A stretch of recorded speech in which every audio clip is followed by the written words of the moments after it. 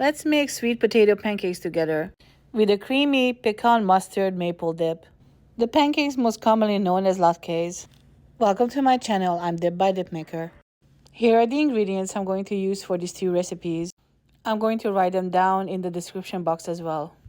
I'm going to start with the pancake mix, grating the potato in a bowl, adding the egg, onion, garlic, sour cream, parmesan, and thyme leaves. Season with salt and pepper and give it a good stir. And now adding the flour. I'm using gluten-free, but you can use all-purpose as well. Add the flour gradually while you're combining the dough. Aim for a sticky texture that's also not too doughy. And now I'm going to set this aside and make the dip.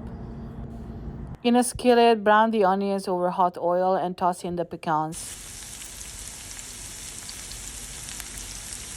While still warm, put them in a food processor with the mustard, the maple syrup, and the cream cheese.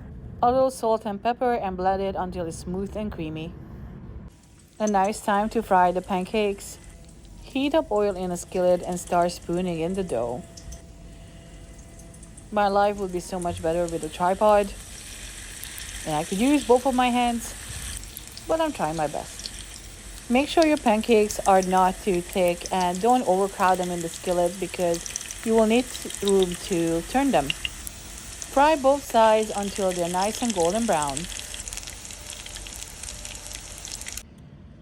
And here is the end result. My mix made about 15 pancakes. It's best to serve them warm or room temperature.